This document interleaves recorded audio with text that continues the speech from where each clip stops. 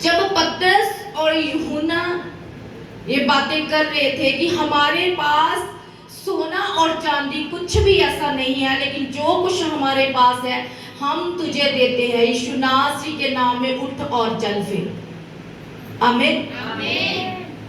तो जब उन्होंने ऐसा कहा वो उसी टाइम उठ खड़ा हुआ। ये किसने सामर्थ्य दी थी? यीशु ने अपने चेलों को सामर्थ्य दी थी, अपने चेलों को ताकत दी थी कि तुम जहां भी जाओगे लोगों पर हाथ रखोगे, लोग चंगे किए जाएंगे, जो बीमार हैं वो चंगे किए जाएंगे।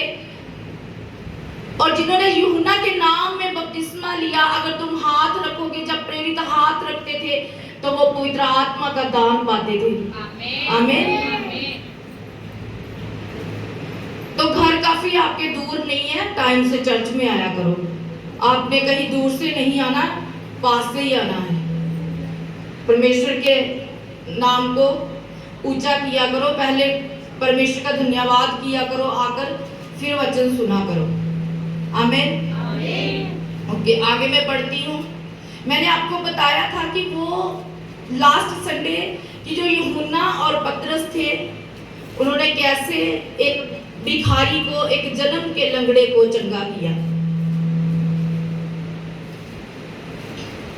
तो जब सबसे पहले पवित्र आत्मा उतरा था तो किस पर उतरा था? कौन से वो लोग थे जिन्हों पर पवित्र आत्मा उतरा था?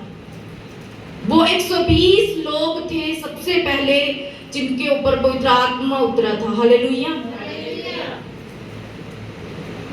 जब पतरस और चेले एक साथ बैठकर प्रार्थना कर रहे थे, 120 लोग प्रार्थना कर रहे थे, जब परमेश्वर ने आज्ञा दी थी, कमांड की थी कि तुम यरूशलेम को ना छोड़ना, पिता के प्रतिज्ञा के पूरे होने की बाट जोहते रहना, तो वो परमेश्वर को ढूंढ रहे थे, परमेश्वर को खोज रहे थे, परमेश्वर से विनती कर रहे थे।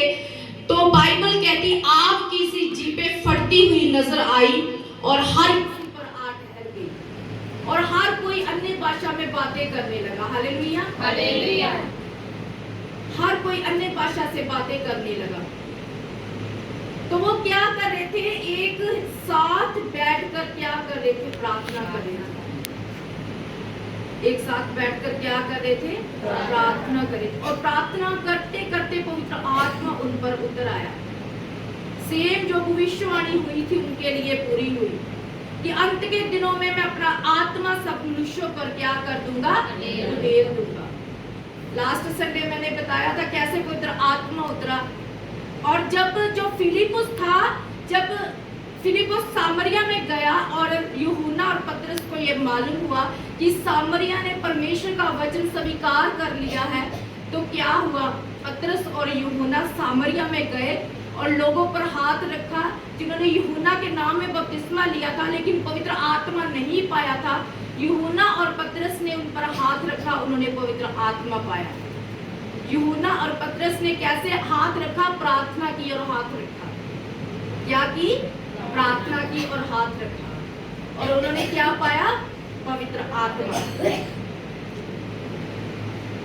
तो उन्हें क्या याद आता था कि जैसे हम लोगों पर हाथ रखते हैं, जैसे हमने पवित्र आत्मा पाया, ऐसे इस प्रकार हर कोई पवित्र आत्मा से छुआ जा रहा है, पवित्र आत्मा से वो भर रहा है। उन्हें याद आता था कि हम किस रीति से प्रार्थना करते थे और किस रीति से पवित्र आत्मा हम पर ठहरने लगता था। आज आप चर्च में टाइम से नहीं आते,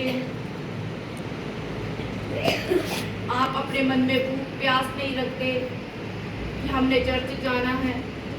मुझे आपकी कोई भी बात अच्छी नहीं लगती, वो इसलिए नहीं अच्छी लगती क्योंकि आप परमेश्वर के लिए भूखे और प्यासे नहीं हैं। अगर आप भूखे और प्यासे होते तो आप टाइम से चर्च में आओ। ये नहीं कि हाफ सरमन हो गया और फिर आप चर्च आने लगे कि हम अब जाते हैं वचन सुनने के लिए। तो वचन तो होगा। तो परमेश्वर का वचन सबसे सामर्थ्य है, परमेश्वर का वचन ही चंगा करता है, परमेश्वर का वचन ही छूता है। परमेश्वर के वचन के बिना हम खाली हैं। तो जिन्होंने परमेश्वर का वचन ही नहीं सुना तो वो सामर्थ्य कैसे पाएंगे? पवित्र आत्मा कैसे पाएंगे? कैसे सुनने वालों पर पवित्र आत्मा ठहरेगा? आपको पता है जब पवित्र आत्मा तो पतरस ने लोगों को वचन देना शुरू किया, तो वचन सुनने वालों के हृदय सिद्ध गए थे और पवित्र आत्मा सभी पर ठहर गया। और पतरस को ये बात याद आई कि जब हम एक जगह पर बैठे प्रार्थना कर रहे थे, सेम उसी रीति से जैसे हम पर उतरा था वैसे ही इन पर पवित्र आत्मा उतरा। और उसने कहा, हम कैसे रोक सकते हैं पवित्र आत्मा को? हम कौन होते हैं? हम परमेश्वर नहीं है, हम रोक नहीं सकते। ये तो खुदा ने किया है, ये तो खुदा करता है, हम कुछ नहीं करते। ये परमेश्वर है जो इन पर आकर ठहरता है। Hallelujah, hallelujah. तो आप परमेश्वर को मांगोगे, परमेश्वर आपके पास नहीं आएंगे, क्योंकि आप परमेश्वर के साथ वफादार नहीं हो। आपने टाइम से चर्च नहीं आना, भूख प्यास नहीं रखनी, परमेश्वर की आराधना नहीं करनी, तो कैसे आप मांगते हो पुत्र आत्मा? Hallelujah, hallelujah. प्रेरितों के काम, प्रेरितों के काम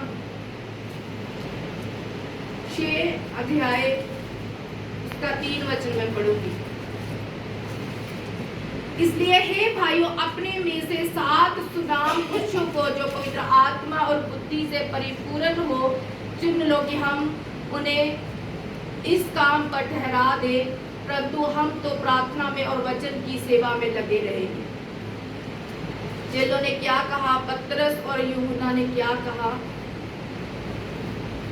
क्या कहा कि तुम ऐसे करो कि 7 पुरुषों को, जाने कि वो जहां भी जाते थे लोग इतने बीमार होते थे, उनको इतना समय नहीं मिल पाता था कि वो खाना भी खा ले, इतने लोगों के पास वो जाते थे। और उन्होंने कहा, अब तो हम ऐसा करें कि हम 7 पुरुषों को जो पवित्र आत्मा से भरे हो उनको चुन ले, तो हम वचन में और प्रार्थना में लोलीन रहे, यानी कि वचन और प्रार्थना की सेवा में लगे रहे।